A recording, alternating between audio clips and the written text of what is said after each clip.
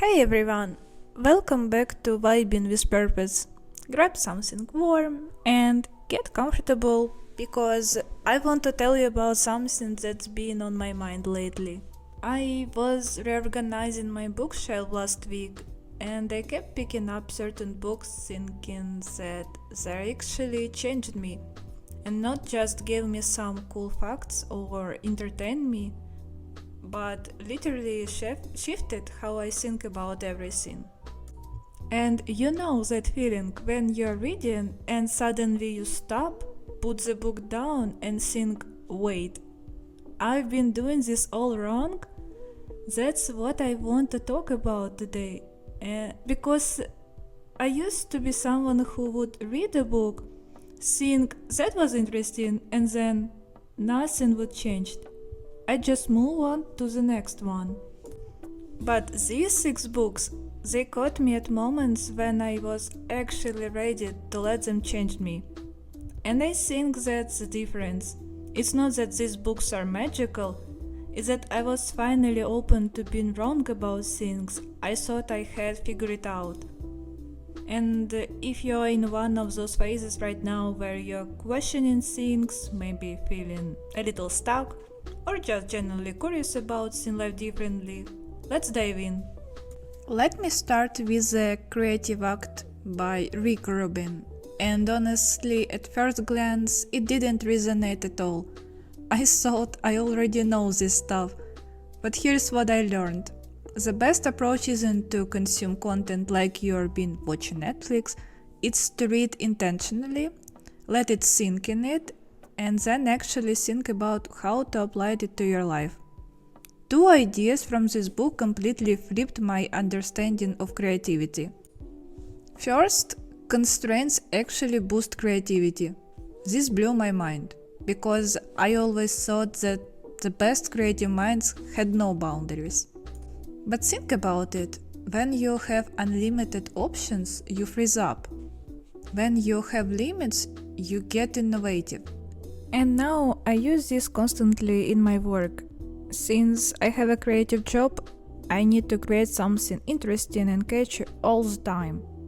For example, I recently worked on a journal application design, and instead of having endless possibilities which would have been overwhelming, I gave myself specific constraints. It had to be in black and white only, it needed to look like actual notebook paper, and it should give users the feeling like they're really using a physical journal. So I included tools like markers, pens, and old school stickers. Those constraints, they actually helped me create something unique and consistent. Without them, I probably would have spent weeks going in circles trying every color combination and style possible. The limitation forced me to be more creative within that specific framework. Second, always maintain a beginner's mind.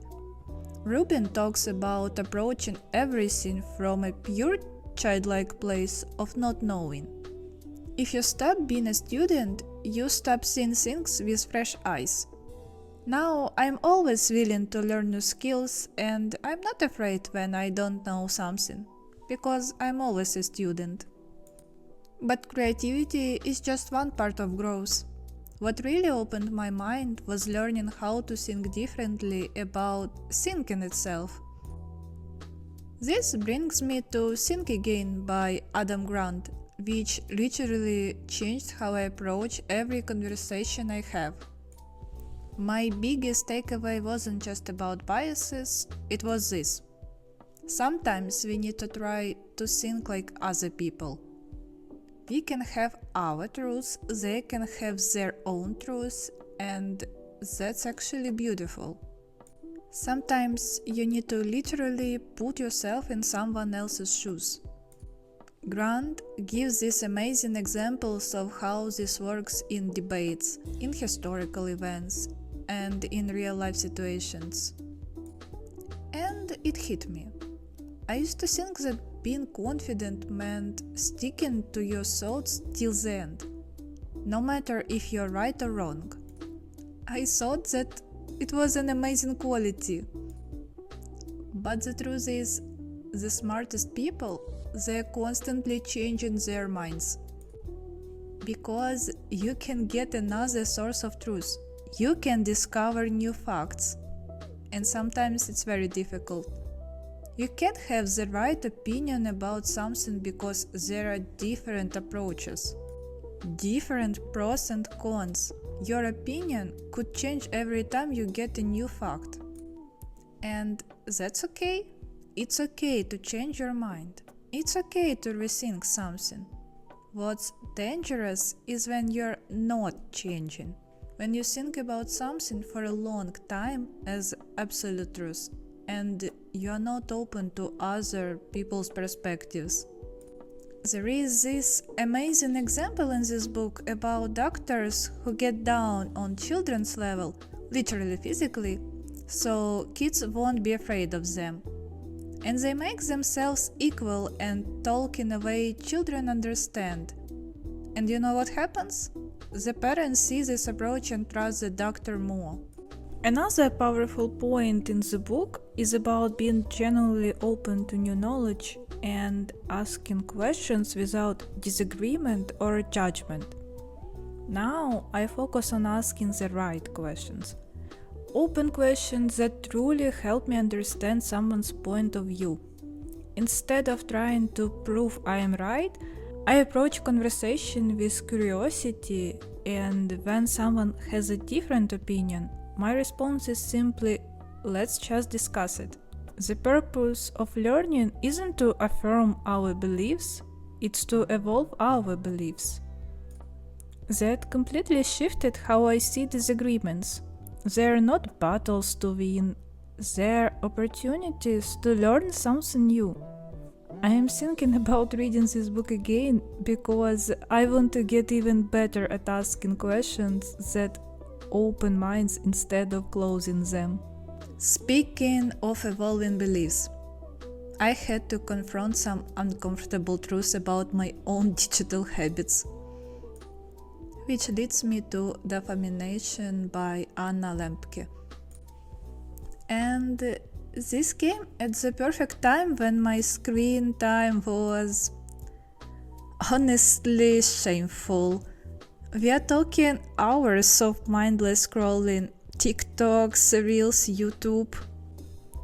This book explains how we are living in constant connectivity and instant gratification. We get these little dopamine hits that leave us craving more, like digital drug addicts. Before reading this, I thought I don't have any real addictions. But here's what I realized. It's not just one or two addictions, it's way more. Our brains are constantly seeking that dopamine boost, and the easiest and cheapest way to get it is through instant gratification, like TikTok, YouTube, series, games.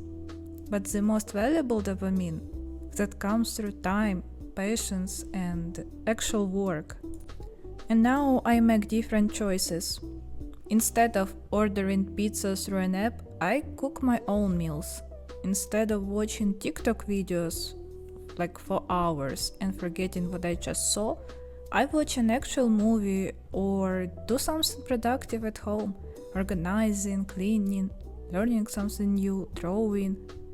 I can actually see the signs of addiction in myself, and I'm constantly working on setting myself free from them. My biggest insight from the book is the things that give us quick dopamine hits usually leave us emptier, while the things that require effort give us lasting satisfaction. Sounds simple, but recognizing this pattern was life-changing. I'm actually present in my own life now. But breaking digital habits was just the beginning. The real transformation came when I learned to break free from something even more addictive, other people's opinions. Enter The Courage to be Disliked by Ichiro Kishimi and Fumitake Koga. And I love how this book is written as a dialogue between a philosopher and a young person. When I started reading, I felt like I was that young person asking the exact same questions. The core message hit me like a truck. We can't live trying to satisfy other people's expectation. The book teaches you to separate your task from other people's tasks. What others think of you is their tasks, not yours. This helped me to stop overthinking everything and stop making life unnecessarily complicated. I see people as my community now, not as judges I need to impress. I don't worry about what others think about what I wear or do. I just live my life, doing what I like. But as a normal human being, not buying things I don't need or doing things just for others' approval.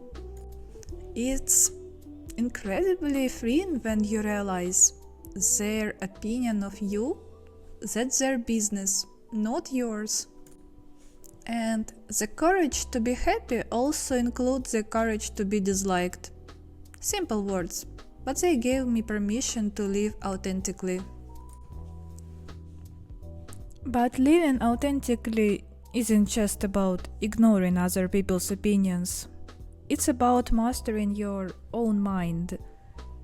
This is where the Daily Stoic by Ryan Holiday comes in, and this book found me at the perfect time. I was someone who would spiral over things completely out of my control and worrying about what might happen next week. Replying conversation from yesterday and getting worked up about situation I literally couldn't change. But what I love about this book is the format. It's designed so that each day you read one page with a specific piece of ancient wisdom, and then you actually think about how it applies to your life. It's not overwhelming, and you're not trying to absorb 300 pages of philosophy. Just one lesson, one day at a time, with space to really reflect on it. Here is what this book taught me, and the only thing I'm actually in control of is my mindset and how I think. That's it. Everything else? The weather, other people's actions, whether I get this job, whether someone likes my content, none of that is up to me. And here is the game changer. It's my decision to be angry, sad, or happy.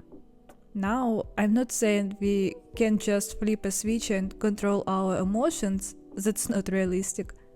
But we have way more power over our reactions than we think. When something bad happens, I have a choice in how I respond to it. The Stoics taught me that true happiness doesn't come from stuff, wealth, or expensive things. It comes from living according to your purpose, enjoying simple moments, and appreciating what you already have. Now, when I catch myself spiraling about something I can't control, I literally ask myself, is this something I can actually do something about? If yes, I make a plan. If no, I let it go. It's not easy, but it changed everything about how I move through the world. My favorite insight from the book: you have power over your mind, not outside events. Realize this and you will find strength. That quote is like a reset button for my entire day. And the beautiful thing is, you get these reset moments every single day with this book. Speaking of finding strength in simplicity, I had to confront some uncomfortable truths about money. Something I used to avoid thinking about. Which brings me to The Psychology of Money by Housel, which completely changed my financial mindset. This book taught me that financial success isn't about being the smartest people in the room or having the best technical skills. It's about behavior and psychology. The book is full of stories about real people, some who made fortunes and lost them, and others who quietly built incredible wealth. What I learned is that true wealth isn't what you see, it's the money not spent, the options and flexibility you have built up. This book gave me the confidence to start learning about investing, budgeting, planning my financial future. It demystified money and made it feel approachable instead of intimidating.